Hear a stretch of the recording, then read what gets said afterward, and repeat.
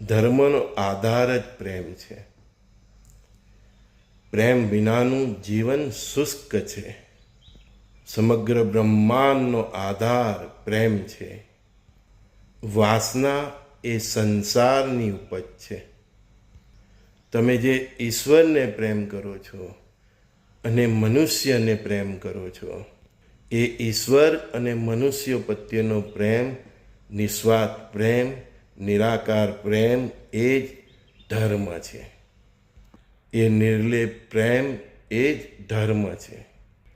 જ્યાં માનવ સેવા, જીવ સેવા, પાણી માત્રની સેવા એ પ્રેમની પરાકાષ્ઠા છે. પ્રેમનો સંપૂર્ણ ભાવ જ એ સેવા છે. અને ભાઈલા બહેના, આવો ભાવ હોય ને તો તમે નિસંકોચ આખા વિશ્વને પ્રેમ કરી શકો. અપૂર્ણને સંપૂર્ણ કરે, તમારી અપૂર્ણતાને સંપૂર્ણતામાં ફેરવે એ પ્રેમ છે.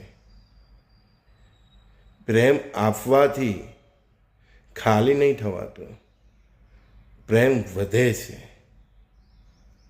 અંતરાત્માને ઉજ્જવલિત કરે એ પ્રેમ છે. નારી અને નરથી ઉપર ઉઠીને, જાતપાતથી પર ઉઠીને, ધર્મથી પર ઉઠીને જે સંવેદના વહેંચીએ એ પ્રેમ છે. અને એ જ પ્રેમ યુગ પરિવર્તનનું કારક બને છે.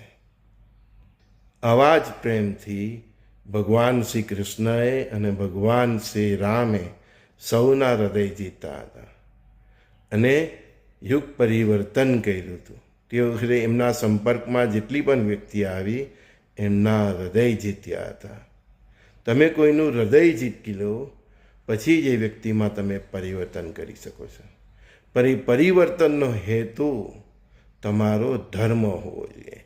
એ પરિવર્તનનો હેતુ સારો હોવો જોઈએ. એ વ્યક્તિને ધર્મ તરફ વાળવાનો હોવો જોઈએ. એ વ્યક્તિને માણસ બનાવવાનો હોવો જોઈએ.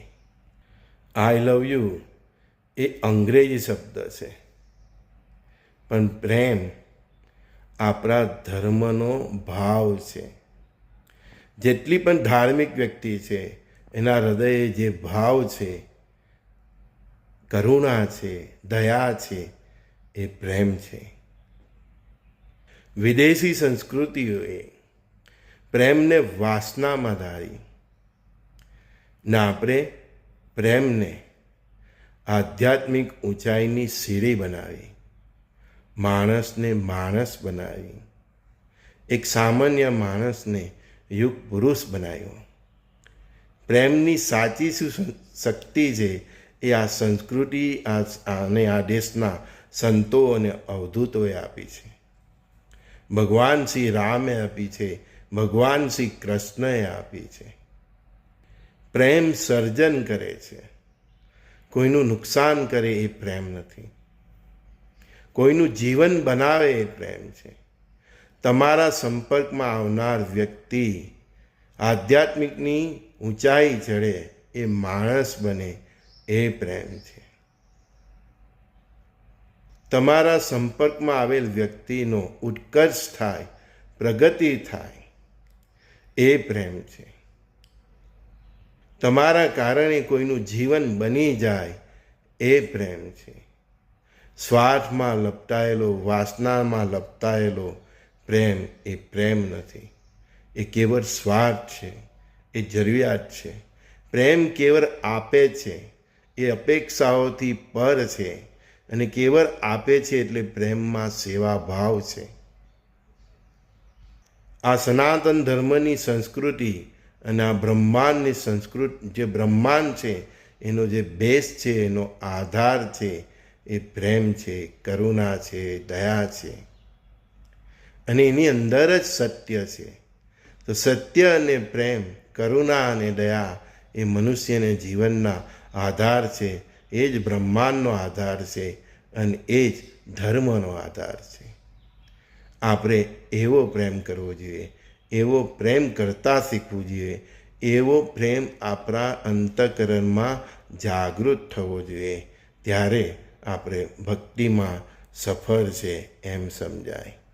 જ્યારે તમારી નર અને નારીને જોવાની દ્રષ્ટિ બદલાઈ જાય છે, તમે જાત પારથી પર જોતા થઈ જાઓ છો. જ્યારે તમે મનુષ્યની અંદર મનુષ્ય નહીં પણ એ પરમ ચેતનને જોતા થઈ જાઓ છો, ત્યારે તમે શ્રેષ્ઠ પ્રેમી છો. સંજય બોરીવાલાના તો આવા જ વિચારો છે. પરસ્પર દેવો ભવ. મળીએ ત્યારે. સત્સંગમાં તે નંબર આપું છું 7405323000. શ્રી ગુરુદેવ દત્ત.